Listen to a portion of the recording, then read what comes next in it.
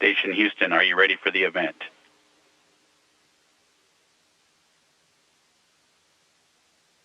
Yeah, we're ready for the event, Houston. KPRC-TV, this is Houston. Please call station for a voice check. Station, this is KPRC-TV. How do you hear me? We hear you loud and clear. Welcome aboard the International Space Station. Well, it's so exciting to get to talk to you guys out there. First of all, when are you coming home? Well, I'm coming home on March 16th, but my two crewmates here, Paolo, Nespoli, and Cady, Coleman, are coming home sometime in May. I'm not sure the exact day. All right, and what are you looking forward to most when you come home, besides probably gravity, I would assume?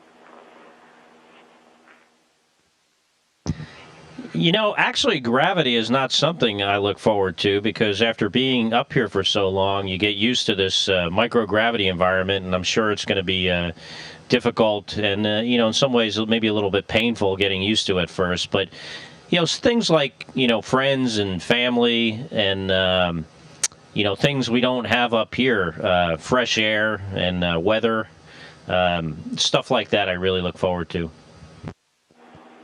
And I assume also that you'll be looking forward to getting home and being able to talk more with your brother, Mark Kelly. How often do you get to talk to him and get to communicate with him and kind of get an update on Gabrielle Gifford's condition and also him returning now, getting ready for the next space flights?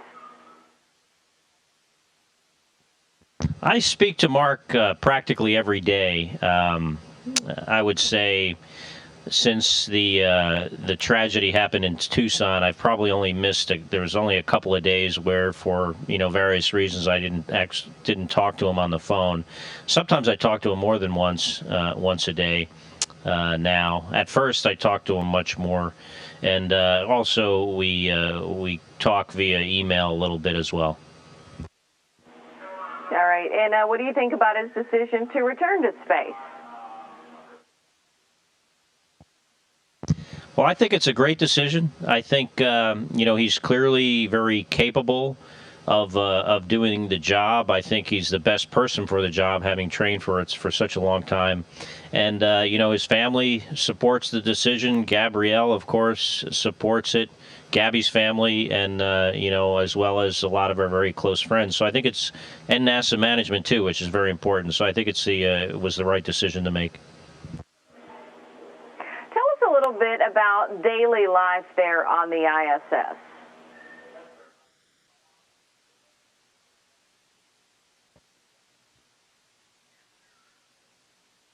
Well, daily life here is very busy. It's a very large facility, requires 6 crew members now to maintain it, keep it operating, and do all the science we have up here. We have 130 different science experiments running at any given time, and it's a lot of work. So our day consists of doing those things, also exercising, which is very important in the microgravity environment. We exercise generally about 2 hours every day. So, we have very busy days up here. 2 hours a day. Tell us what other effects, I guess, the microgravity environment has, since you are experiencing such a long stay there in space.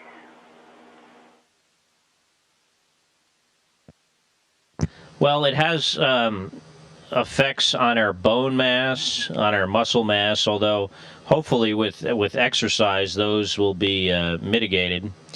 Certainly radiation is an issue, and for long duration flyers, and the sun and can have events that would cause maybe increased levels of radiation than we would normally see up here on any given day. Fortunately, those don't come around too often. And there's also effects on our immune systems while we're up here. But, we have a very good medical program and a very good exercise program that helps us to mitigate those effects as much as we possibly can. What about spacewalks? Are there any more spacewalks planned for your time up there and then also the other astronauts as well? We currently on Expedition 26 do not have any planned spacewalks, although if there was some kind of a contingency, if something outside the space station, one of the components that is critical were to fail, Paolo and I here would go out and do a spacewalk to fix it. We have ULF-5 is the name of the shuttle flight coming up here in a little over a week, STS-133, and they will do 2 spacewalks while they're here. So, and of course, tomorrow we have a spacewalk on the Russian segment. 2 of our cosmonaut colleagues are going outside in their Russian Orlan spacesuits to install a couple of experiments and do some other activities outside the space station. So although we're not, the 3 of us aren't doing any spacewalks anytime soon, we're staying very busy with the spacewalks here on board the space station. Yeah, it sounds like it. All right, quickly before we let you guys go, do you have anything you want to say to people watching at home back here in Houston? Good morning to everyone back in Houston. All right. Thank you guys so much, and best of luck. Safe travels back home. You're very welcome. Nice talking to you this morning. Station, this is Houston ACR. That concludes the KPRC-TV portion of the event. Please stand by for a voice check from the Daily. Station, this is Daily. How do you hear me? We hear you loud and clear. Welcome aboard the International Space Station. Thanks so much. Hi, this is Elizabeth Saab. Thanks for taking the time to talk to us. So I got to ask, how much free time do you guys have up there, and what do you do when you're not working? Well, during the week we have very little free time. A little bit in the morning, which is mostly taken up by getting ready to work, and a little bit at nighttime, which is, in a lot of ways taken up by getting prepared for the next day and working the next day.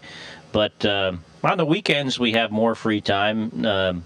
Of course, like, maybe in your house where a lot of the housekeeping activities are done on the weekends, we kind of do the same thing up here. So it's not all floating around and looking out the window even on our off time. But when we do have those spare moments, we do spend some time looking out the window, taking pictures at the Earth, certainly talking to friends and family on Earth via telephone and email. And Cady here plays the flute, so she's been spending time playing the flute.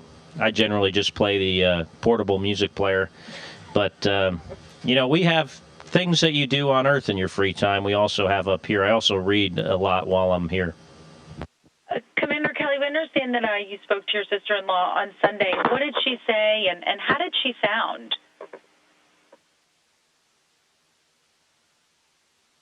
I don't want to go into a lot of detail. I kind of, just kind of taking the lead from my brother here on, if you go into a lot of detail on that, then people speculate on, the potential outcome of her recovery, which can be, quite variable. But, I asked her how she was doing, and, and I don't remember exactly what she said, but it was something to the effect that I'm good.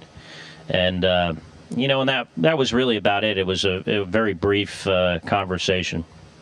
And how do you think your brother will cope up there in space while his wife is back here recovering?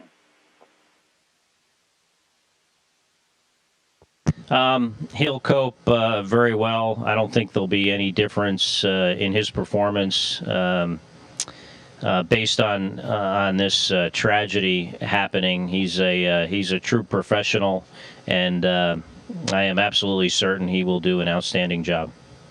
So with your mission that's scheduled to end next month, what do you think the most significant accomplishments that you and your team have accomplished up there on the International Space Station?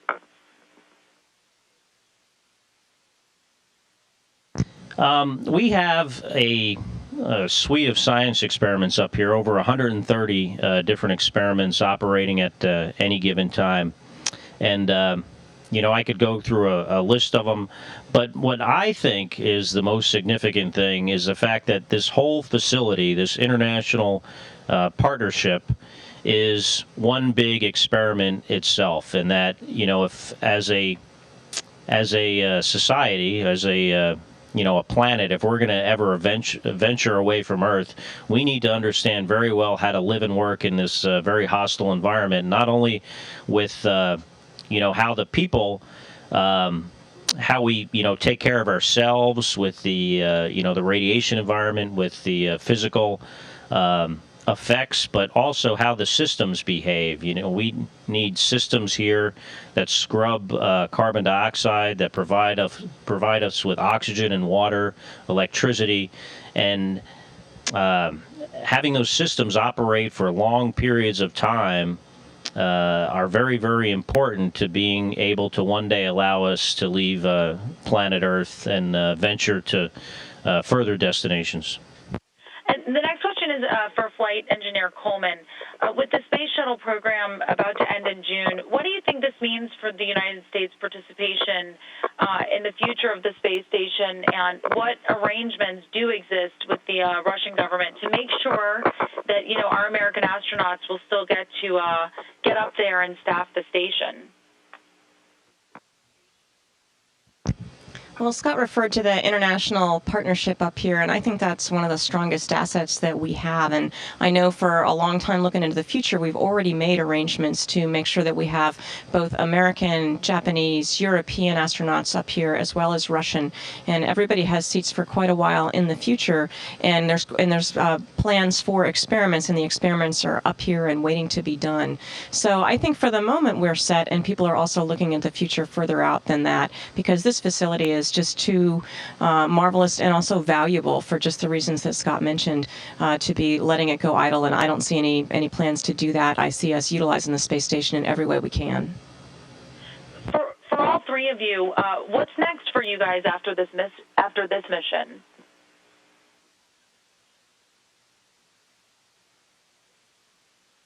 Well, I'm not sure about my crew members, but I can only speak for myself, and I wouldn't mind flying again someday. Certainly, it's going to take me a little bit of time to recondition myself and get used to living back on Earth again. But someday, I would like to fly another long duration mission, perhaps, if the opportunity presented itself. Same question for Flight Engineer. I was going to say, Paolo and I got up here in mid to late December, and I think I'm still in denial about having to come home in May. Right now I'm really excited about living and working up here, and I'm really anxious to see my family and see friends back there on the ground, but I haven't thought much further than that. And finally, for Commander Kelly, how do you see human manned space flights manifesting itself during the next 10 to 15 years while we wait for the next American launch vehicle and spacecraft for transporting humans? Well, our plan is to continue to fly and operate the space station until at least 2020. Perhaps, and this is just my speculation, that we could go beyond that. I think the station just certainly has the margin and the capability to do that. Of course, the U.S. needs its own way to get people into low Earth orbit, whether that's a NASA-built vehicle or even a commercial vehicle like we're currently in certain partnerships with certain companies to design and build. We definitely need that. So, it's an incremental approach. Certainly our country has budget challenges, but I think that, with the right plan and, the right money that's committed to a plan, we can still achieve great things in this country, and I look forward to being a part of it. Thanks so much to all of you. Have a safe flight home. Thanks for your time. Station, this is Houston ACR. That concludes the daily portion of the event. Please stand by for a voice check from Newsweek, the Daily Beast. Station. This is Peter Boyer at Newsweek. How do you hear me? We have you loud and clear. Welcome aboard the International Space Station. Well, thank you. This is very exciting for me. I hope you all slept well. Scott, I hope you slept well on the ceiling.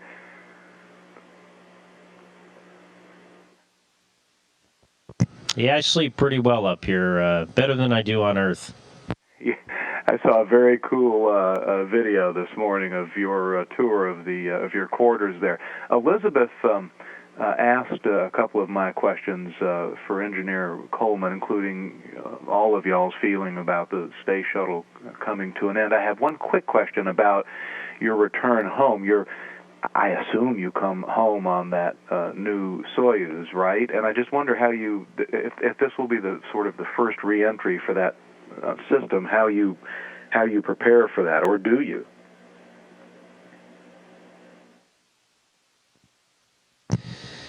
Interesting question. It is the first time that this new Soyuz with a new flight control computer and a new software for that flight control computer will enter the atmosphere. Now, it has the computer has flown on other vehicles, the Progress unmanned resupply vehicles, and of course it's flown on air flight up here, but it will be a demonstration of the first time that it's flown during a entry and landing.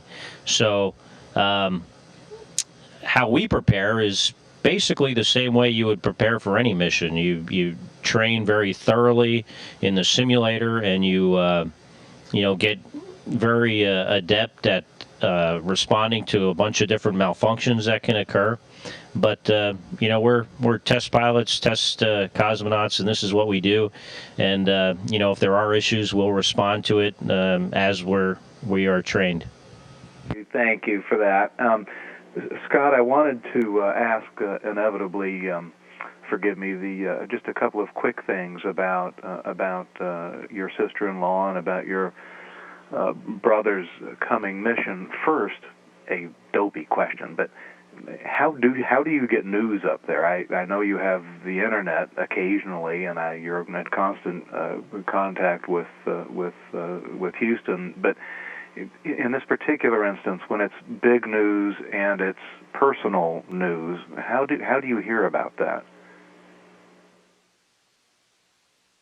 Well, I heard about the tragedy via the chief of the astronaut office. I was told on a Saturday, not too long ago, that the chief of the astronaut office, Peggy Whitson, needed to speak to me, and they privatized one of the space-to-ground channels. And, when you hear that your boss wants to talk to you and wants to talk to you right now without any heads up, without any notice, then what she has to say is probably not good. So I was expecting some bad news, certainly not of this magnitude. So I was told over the Space-to-Ground channel, and then Houston continued to give me updates throughout the day. And we also have the capability to watch television up here when we have the satellite available through a meeting, computer meeting type software. So it's not a perfect signal, but it did allow me to follow the events through television news. Also, like you mentioned, we do have the internet, and we also have a phone that when we have the satellite coverage, we can talk to, practically anyone on Earth. So I spent a lot of time on the telephone as well. I hope that you mentioned television coverage. As you know, it was imperfect in the early hours. I just wondered, did you, as your brother did, go through that brief period when it looked like Gabby hadn't made it? Well, when absolutely, that was certainly the case. I told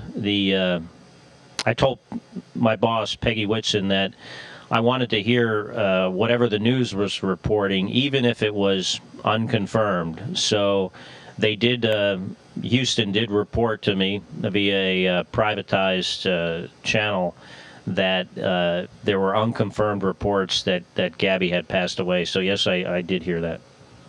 thank God her course has taken a happier turn since then. About Mark's mission on 134, I think it is. You have spoken to him about that. I wonder what your sense as an astronaut, what your sense is of the sort of larger symbolic meaning of his taking command of that mission for the nation.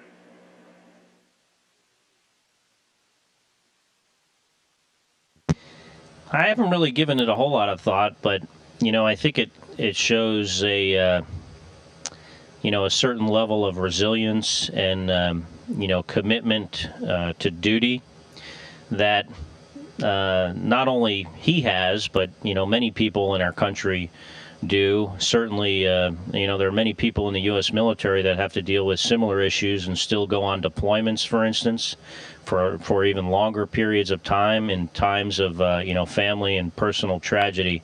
So I think it shows something about what we're made of, and I think we're going to see that much more with Gabby as we follow her through her recovery. She is a very strong-willed and dedicated person, and I look forward to seeing her and the example that she sets for all of us and how she deals with very, very personal tragedy like this. Scott, I'll ask a last quick question. You're returning a few weeks before Mark's scheduled mission. This has been a long-duration event, of course. Just out of sheer ignorance, I don't know. How long after such a mission before you can resume normal activity, and do you have any sort of special reunion plans with your family? I know your folks live in the Houston area. It varies from person to person in the rehabilitation or reconditioning process. I've been very dedicated to the exercise program we have up here, so I anticipate doing just fine. I don't see any issue with me going to my brother's launch. I think even if it was a week later, I'd be able to attend, and I would attend.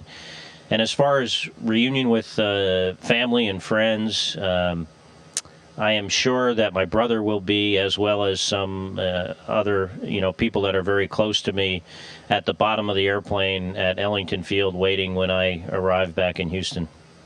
That's the case. I thank all of you all. Please have a good, safe trip home.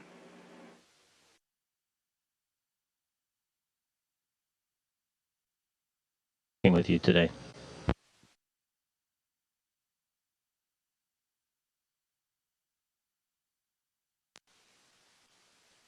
Station, this is Houston ACR. That concludes the Newsweek, the Daily Beast portion of the event. Please stand by for a voice check from ABC News. Go ahead, Bob. Hey, I'm here. It's Bob Woodruff. How are you? Can everybody hear me? We have you loud and clear. Welcome aboard the International Space Station. Thank you so much, Mr. Kelly and Dr. Coleman, Mr. Nespoli. I don't know when I start asking questions, but let me know. Go ahead. Right now would be a great time.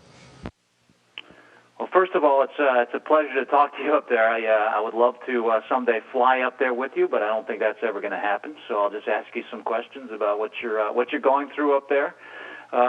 First of all, in terms of your healthiness while you're up in your health when you're up there in space, what does it feel like in terms of what your muscles feel like, what your bones feel like, what your brain feels like that's different than when you're on the Earth?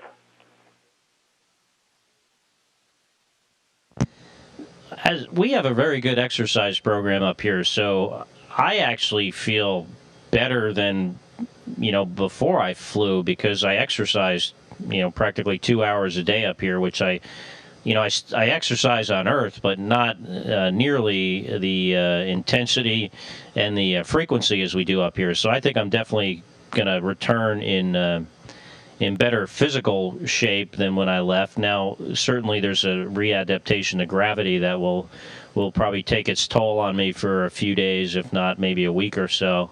But overall, physically, I feel absolutely great. Mentally, when you first get up here, there definitely is a sense of, being in a little bit of a fog, for lack of a better way to describe it. And I would say after about a month, that's kind of cleared up completely. I think it varies from person to person, but certainly does have some effect on your ability to focus and perform certain tasks. But overall, it's not a bad environment to live and work in. Dr. Coleman, I know you've done some bone density research. What does that show you about exactly what causes this change in bone density, and what's been the impact on you on that? Well, I'm part of that research, and then I'm a subject for it. I haven't performed it myself. When we're up here, we lose bone mass about 10 times faster than your average osteoporotic person who's maybe around 70 years old.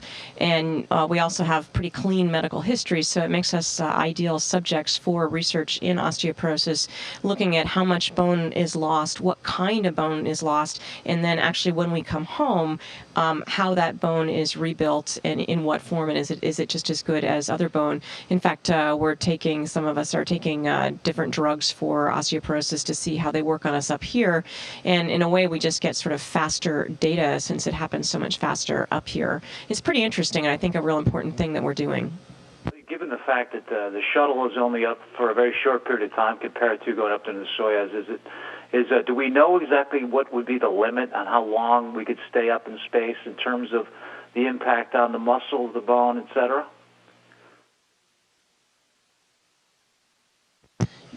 Our exercise program, like I was saying, is very, very good. So we've actually had people come back after a 6-month flight with very little loss in bone and muscle. Although we don't really measure the muscle mass like we do the bone density with a very objective bone scan. So I don't know that there would be a limit on how long we could stay in space based on our loss of bone and muscle, because we do mitigate those. Certainly radiation is a factor, and I think the lifetime limit for a male of my age is somewhere on the order of 1,000 days in space, which is a lot.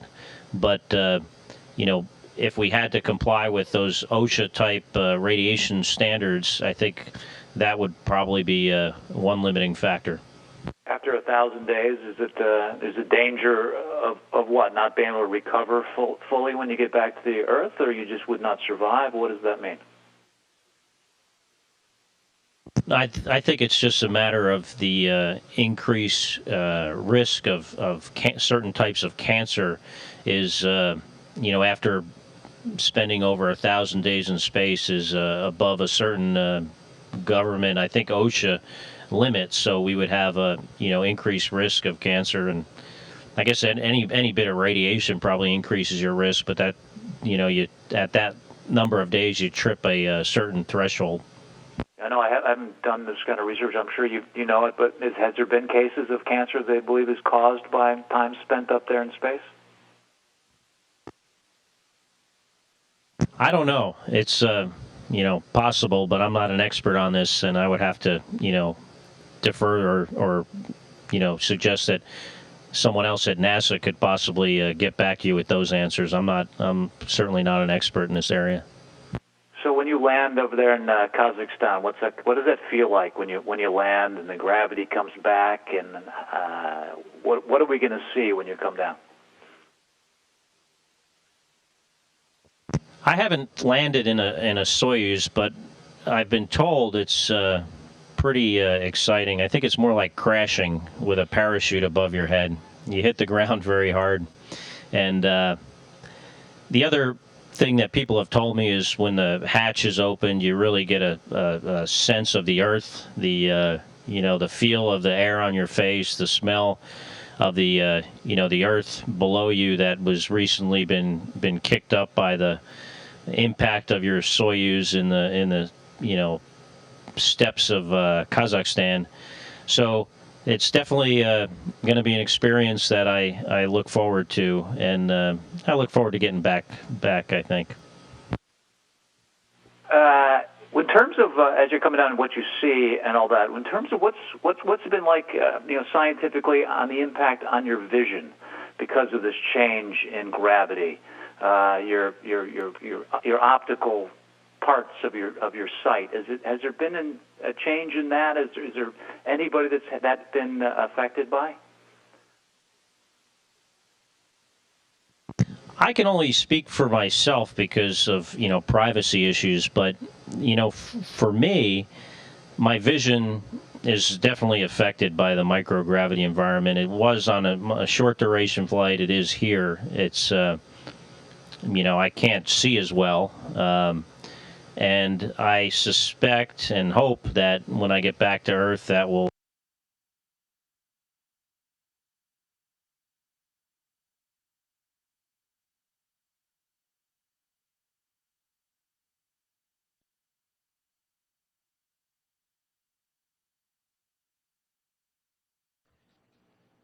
Station, this is Houston ACR. That concludes the event. Thank you.